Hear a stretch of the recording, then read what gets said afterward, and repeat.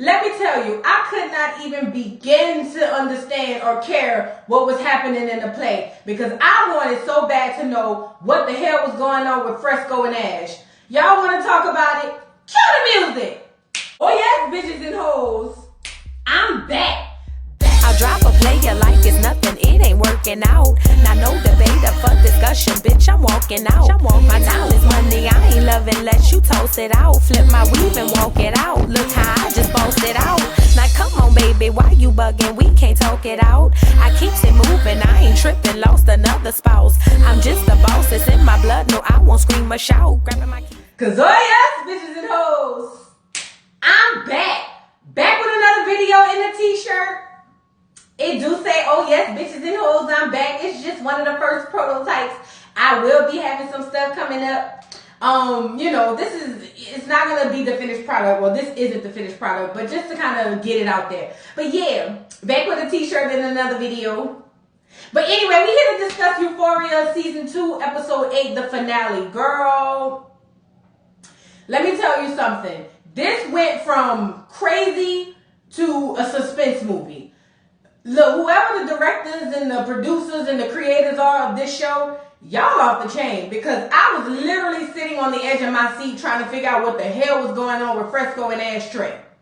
But let's get right into it. So the episode opens up. Fresco sends out a text to Lexi, getting ready. He done just finished getting ready for the play, saying, I'm on my way. But he gets in the kitchen and he notices something is off. Because Ashtray's looking, Ashtray get that look. He gives you that look like something ain't right and you need to be paying attention. Keep your eyes up. And he looks over at, what's her name? The other girl who's there. But he looks over at her. Faye, I believe. Yeah, Faye. He looks over at Faye and he's just like, what the hell is going on? So all of a sudden, oh boy, I can't remember his name, but he turns around and says, hey, we need to talk. And Fresco was like, well, look, I'm about to go, like, whatever. And he's like, no, we need to talk about what happened with, oh boy, they found out that, they found his body, basically. Once he does that, Faye drops her glass. But when she drops her glass, she gets down under the counter and she does this, basically telling Fresco or Fez, hey, look, Fez, I'm sorry, she's telling Fez, don't say nothing. Like she's doing this, like basically he's not videotaping you, but he's recording you. And then he looks over and see Ash is looking at him, who's looking at the phone and all that stuff, so he knows what's going on. So he's like, look, I don't know what you're talking about, but I think it's time for you to leave. All of a sudden, Faye hollers, well, wait, I thought you said Lori, who stay over in them apartments at 1825 Tulane, the drug dealer who be trafficking drugs and women and all that stuff, the white lady who be having all the, girl, she was spilling all the tea. I thought you said she did it. You told me Lori did it. And he was like, Faye, what are you talking about? I didn't say that. And she was like, yes, you did. You literally said it out your mouth that Lori was the one who killed the man. And he goes, Lori, what the hell? All I know is as soon as Fez said, hey, look, it's time for you to go, I don't know what's going on. Before anybody could say anything, Ash had done turned around and stabbed the boy in the neck with a knife. I'm like, well, Fez, you're not going to make the show. You're not going to make the concert, the play. It ain't going to happen. So now Fez has to run over there and stick his hand over his mouth to cover his mouth up so he can drown on his own blood or choke on his own blood so that they can kill him, but they can't say nothing because the phone is still recording. So now this was so intense. Because in my mind, I'm like, oh my God, like, Fez, you fucked up. And I don't want nothing to happen to Fez. I love Fez. Fez is one of my favorite characters on this show. He's so misunderstood. And I understand Ash having anger problems, but Ash, why the hell did you stab this man in his neck? You didn't have that to do. Like, come on, bro, you killing it. But either way, after he chokes on his blood, Fez telling them to hush, he goes and put the doggone phone in some water so that the cops can't hear anymore. And he tells Ash, he says, look, the cops are on their way. They're going to bust through this door any second. So what I need you to do is go out there, surrender, because what's going to happen is even if you go down for it, I'm going to go down too. So I'm going to take the charge, basically. Like, Fez was being a real nigga. He was like, I'm going to take the charge, so I need you to go out there and surrender and put it all on me. I'll have the knife in my hand and they'll think it was me. He said, so go in the bathroom, wash your hands. Ash goes in the bathroom, but he passes the bathroom up to the laundry room and he opens the dryer and pull out all the artillery. I said, so y'all don't wash no clothes. Girl, Ashtray pulled out every weapon they had, locked himself in the bathroom, or he was going to the bathroom. Fez banging on the door. Or no, before he starts banging on the door, Fez is over there saying, look, just don't do this, bruh. Like, you trying to get yourself killed. You don't want to die. Like, no. Like, listen, I need you to just go out there and surrender. Before I know it, Fez seeing the doggone video cameras, like, shift, and Ash had done popped Fez upside the head with the butt of the gun and locked himself in the bathroom. Ash said he going out on some Scarface type stuff. Like, y'all gonna have to pop me to stop me. And you know, I admire that, Ash, but you ain't have to do all this. This was all of this was so unnecessary. And I'm so mad because I don't want nothing to happen to Ash neither, because I know Ash's story. But while all this is going on, oh, the guy's name is Mouse. That's who body they found. But while all this is going on, they do a flashback of Lexi and Fesco basically having phone conversations. So they were just like kids on the phone, like just talk. You know how back you used to be in high school, you talk to somebody all day and all night on the phone about anything. And Lexi was asking him about what he thinks about his future. And Fez was saying that he wants to have a farm, some animals, have some kids. Asked her, told her he wants it to be like Little House on the Prairie. And as the young person she is, and that's another thing. How old is Fez? But Fez was like, you never seen Little House on the Prairie? Because she's like, no, I never seen it. So he introduced that show to her. They're going back and forth. She's talking about how she wants kids by a certain age, be 58 when she's dropping off her last kid to college. Like, she just has the world all figured out. And don't we all? Don't we all have the world all figured out when we're in high school? Like, what life is going to be like? Child, you just don't know. It just never ends up the way we think it's going to end up. I do like that they brought up social media. So she asked Fez if he was on Twitter, Instagram, Facebook or whatever. And he goes, no, I don't do that. He said, because I feel like social media takes the suspense away. Like, you getting to know everybody all at once. He says by the time you meet somebody, you're basically just finding out the scraps. You don't get an opportunity to peel back the layers. And I never thought about that. And Fez is absolutely right. Like, think about it. We share our lives, literally our entire lives, on social media. So when we meet people, they have so much of a broad idea and thought about us because all of these seen on social media. To be honest, I personally prefer to meet people in person. That's probably weird in 2022, but I prefer to meet people in person. I don't like meeting people online. I just don't. Because whatever expectation or whatever I'm putting out to people in social media, I think that's what they're expecting when they meet me. Rather than them meeting me in person, and what you see is what you get. Again, you may not even be putting certain things out, but everybody is looking at your social media with certain expectations of who you are. So that's just why I don't like meeting people online. But let's move on. So Lexi already texts Fesco or Fez and was like, listen, I got you the best seat in the house. Can't wait for you to get there. But Fez ain't coming, girl. He ain't gonna make it. Cassie is standing at the doggone window, breathing in the window like she about to catch a panic attack and then go in there and do a school shooting. Girl, Cassie was at that window, breathing on that window, pain. And I thought everybody was about to go. Girl, she walks in with the slow clap. Goes on stage and tells Lexi, you've outdone yourself. You did so well. And goes into this whole rant on basically how Lexi lives in her shadow. How does it feel to live in my shadow? I'm the one that takes risks. You don't. You're trash. You basically get to put on a plate and judge us all because you've never done anything. And just going in. The mama jumps on stage and was just like, hi, I'm the girl's real mom in life. And she's trying to add a little comic relief and even was like, hey, everything is going so great. The guy that's playing me, he's doing such a great job. And, the audience is loving it because the audience thinks that this is a part of the play. But it ain't, girl. Cassie really is pissed. Cassie is really, really mad because her man done left her. But let me just tell you something, Cass. He was never yours. He was never yours, girl. He belonged to the streets and to Maddie, okay? And to some other people, but we ain't gonna go there. So yeah, she's freaking out on stage, making a big old scene, and asked them, where did y'all get these knockoffs of us? Like, because everybody has a knockoff, as you can see. And she's looking around asking the audience, where did you get these knockoffs? I'm sorry. She said, there's nothing compared to living in my shadow. I'm like, oh, you cutting deep to Lexi. And one guy in the audience asked if this was part of the show. And she keeps going. After the mom comes up, Cassie is out there spilling her whole life about her not being, being the one that take risks and all this stuff. And some guy in the audience was like, show your boobs. Girl, look, when I tell you no value is no value, because them people was like, they're not trying to hear all that. Let us see your boobs. I say, you know what, y'all going to hell for whatever you do, for whoever said that. But Cassie feels like she's the one who takes risks and you just a bystander and you get to put on this plate and make it seem like you are doing so much.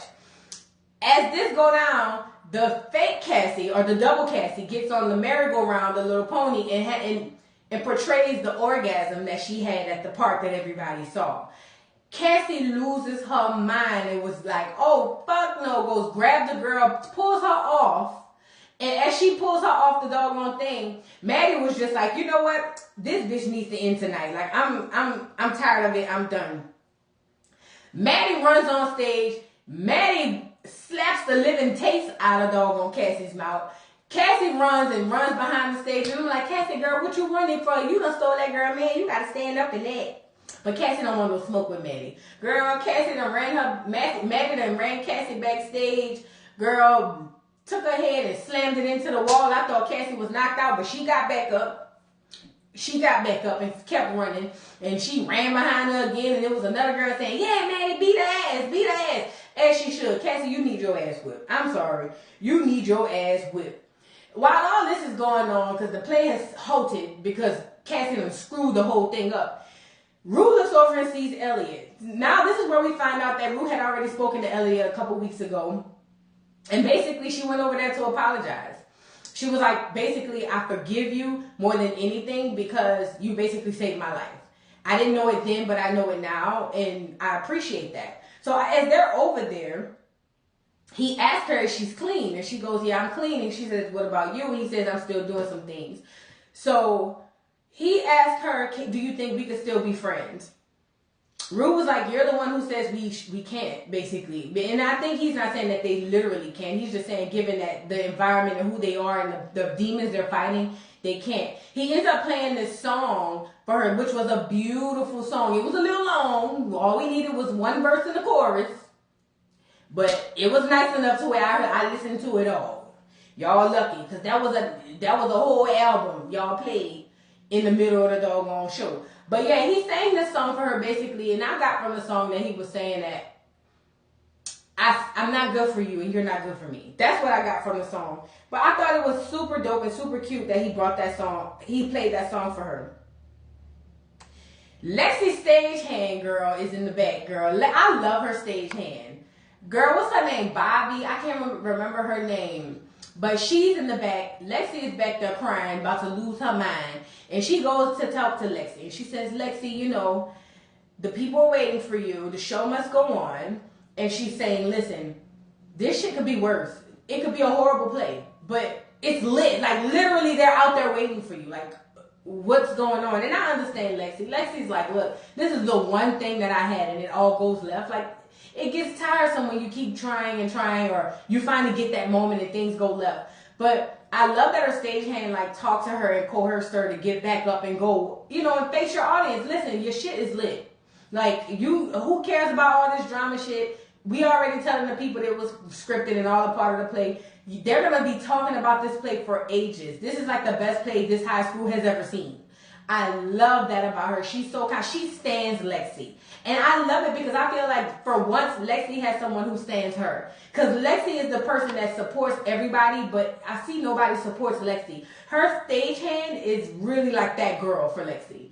I think that needs to be your best friend on the next season, Lexi. I'm sorry. So Lexi gets up and she tells fake Cassie, you better ride that pony and ride it like Genuine said. And she got out there and they went out and she said, look, it's some technical difficulties. I just need a minute, but thank y'all for coming out. The audience is here for it. They was waiting for them to come back out because this show is just giving. And I'm not going to lie, it's giving for me too. But I can't keep my mind off the fact that I want to know what's going on with Fez and doggone Cash. Ashtray. I can't keep my mind off of that. Even though the show was lit, I need to know what's going on with Fez and Ashtray. It really, really just bothers me. So when Lexi came out, she did make mention that a friend of hers told her, you know, she was afraid to put on the show, but a friend of hers told her that sometimes people's feelings need to get hurt. That is the truest statement in the world. In 2022, hurting people's feelings can get you locked up, it can get you canceled. But the truth of the matter is, sometimes everybody, including myself, need to have your feelings hurt. That's just true tea. Don't blame me. You know, it is what it is. That's just what it is. So we move on. We back at Fresco House. Okay, so now the police is on the way. They coming in. Fez is banging at the door, begging for Ash to get out of there because he done got up after being hit in the head. And Ash ain't for it. Ash is like, it's blood or nothing. Like, I'm not going to jail. I don't care. I really feel like Ash really had nothing to lose. So, as Fez is banging at the door, the police bust through the door. They got Faye on the ground. They see that, what's his name is dead. And they go to the hallway. They see Fez banging on the door. Fez backs up with the knife in his hand because he wants to look like he did it and says, hey, look, that's fine, but there's a kid in there. Please just don't shoot. He's backing up. But he's also telling Ash to come out. Ash is locked and loaded. Ash ain't here for none of it. So he backs up, and all of a sudden, Ash starts shooting. As he starts shooting, I want to say one of Ash's shots hit Fez. The way that I remember it, Ash, the gun that he shot, one of them hit Fez in the belly. So I'm like, oh my God, oh my God, oh my God, oh my God. No. Like, this is going so bad. This is going so bad. So now the police are in a standoff with Ash, not knowing that it's a literal kid in there. Like, it's not a grown man. Ash is in the tub with all his artillery, shooting and having a gunfight with the cops. Fez is on the ground in a fetal position because he's shot, but he's not trying to get shot even more because bullets are coming from both ways. And I'm like pulling my wig off like, oh my God, no, Fez, stay down. But Fez is so much worried about his brother, as he should, that he's like freaking the hell out. And I'm just like, oh my God. I'm literally like losing my mind. All we know is the doggone police finally gets the door open because the shots stop. Fez looks up and was just like, oh my God, he's dead. Ash is laying on the ground playing dead because it turns out he jumps up and takes the shotgun and blows this police officer's chest literally from one side to the next. And I'm just like, oh my God, Ash, you're gonna die. And before I could get those words out of my mouth, the red beam was already climbing up to his forehead. Ash knew it was over, but I think Ash was prepared. He was okay with that. And you know, this is one of the first shows where it's okay. Like, people are showing someone kill a kid, and the audience is just like, yeah, that's fine. That's crazy. I mean, I ain't gonna lie, Ash was a motherfucker, but that's still crazy to me. Now that I think about it as I'm sitting here talking. So, Fez is like, done. Fez is about to go to jail. They handcuff him. They handcuff Faye. And I'm just like, oh my God, like, I don't want Fez to go to jail. I don't. But I ain't gonna lie, my survival skills kicked in, and I was like, well, Fez, he already dead. Just say he did it.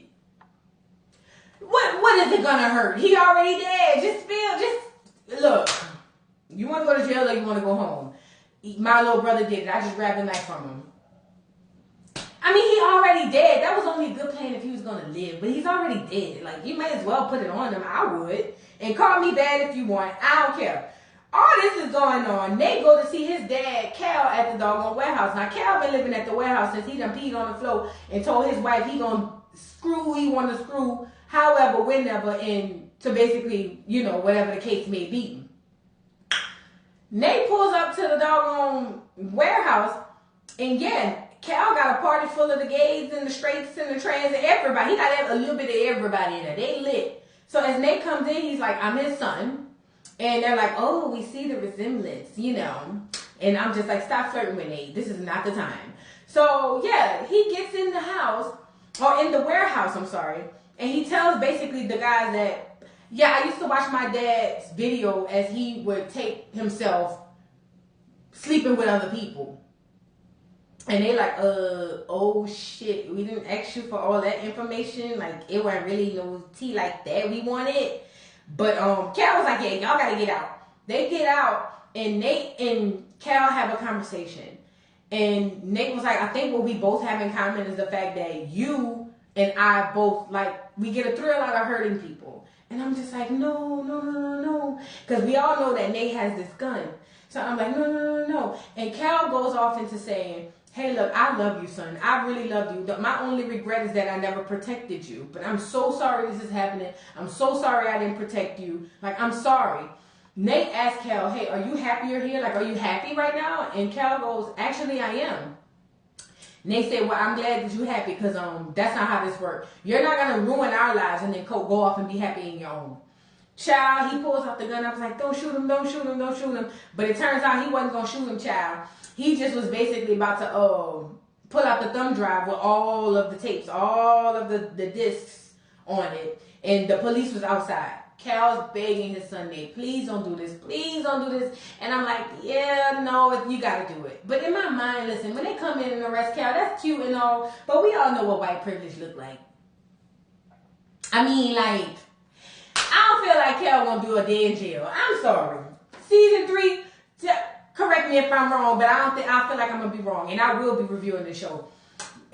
Girl, he won't do a day in jail. I'm sorry. So they go in and arrest him. It was the sheriff, the chief, all his people, and that's another reason why I feel like Cal not gonna do a day in jail. I'm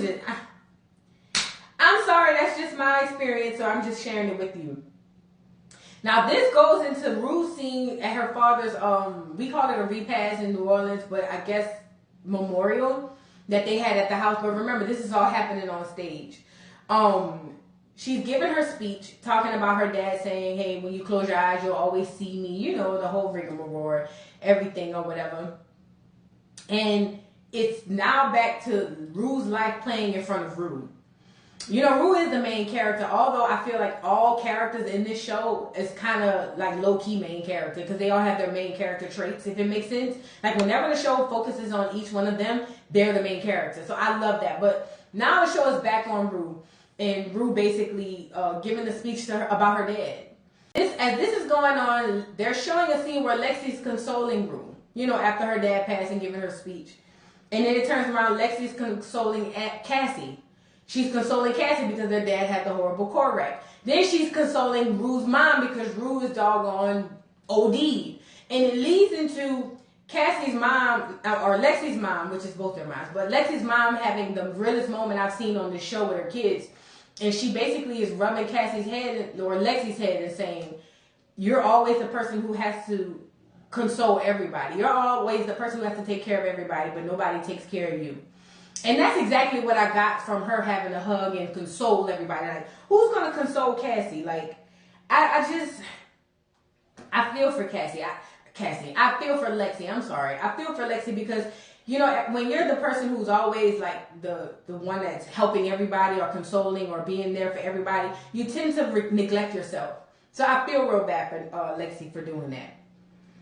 So we move on. We move on to the next scene. This is the scene in the play. These are all the doubles, mind you. Don't they look great? But we move on to the next scene, and it's the girls taking a picture out in front of Lexi and Cassie's home. The mom is just like, or the guy playing the mom is like, this is the first time you guys are all 5 of you together at one time. Let's have this picture. They're really not here for it, but they take the picture and then scene. Curtains closed. The audience loses their mind, as they should. I thought it was super sweet. I didn't mention this earlier, that Rue basically had the audience chant for Lexi when she came back out, or before she came out, after she ran off stage, be horrified that her sister fucked up the whole thing. That was what a friend does. That was exactly what a friend does. And you know, Rue doesn't have much to give because I feel like Rue is the person going through the most out of everybody. But what Rue does have to give, she gives. And I feel like Rue is super loyal. She really is. She really, really is. But this leads into Rue calling Lexi and saying, hey, you know, I loved your play, and this is the first time me watching my life I don't feel embarrassed or I don't feel bad. So basically, you did a great job portraying what was going on in my life. And you know, Lexi was like overjoyed by that because nobody has ever given her props or given her compliments. And I thought it was super sweet because they're the best friends that they were able to share that moment. Rue asks her she come over. She goes over later, and they have this deep conversation about their dads. As we know, Rue's dad died from cancer, And then Lexi's dad basically left, got addicted to drugs, and he's no longer there. He's with them physically, not even physically, but he's just not there. So they both lost their dads. They were able to sit down and have these conversations with each other about, you know, experiences they shared and how they think and how they feel without having their dads around. And I thought this was a very, very important episode, or a very, very important piece of the episode, because there's so many people who are growing up in single family households or single parent households and the effect that has on them. You know, Lexi doesn't have really much of a vice, but Lexi is still suffering just as much as Rue. You know what I mean? So I thought that was extremely, like, sweet. The play is over, and Rue is just sitting there. Jules goes to sit next to Rue. So Jules goes to sit next to Rue and say, hey, look, I just wanted to let you know that I still love you and I miss you. And, you know, I'm sorry things happened the way it happened. And I thought at this moment, Rue was going to, like, hug her and they were going to be back friends. But Rue just kind of looks over at her and give her a forehead kiss and walks away. Rue's done. When Rue walks away, she says that, look, Cassie was the love of my life, the first love of my life. I mean, not Cassie. When Rue walks away, she says Jules was the first love of her life. And she also said that she want nothing more than to, you know, find that love again. She even goes on to talk about her being clean for a whole year, but not by her choice, but basically just by circumstance. And her moving forward in life. I absolutely adored this episode. They had some great episodes of this show, but honestly, this was the best because it had the drama, it had the suspense, it had the action. It was like a real life movie for me.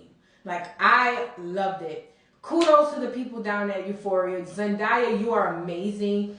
All the cast is amazing. I wonder why they didn't really go into much on Kat in the doggone play. But I guess it's because nobody knows that Kat is really like a madam online, low key. I'm just saying. But yeah, drop down in the comments and let me know what y'all thought about this week's episode, the finale of Euphoria. I think it was amazing and I cannot wait for next season. I will not miss it for the death of me. And don't forget to like, subscribe, hit the notification bell. And I will see you hoes later. Bye.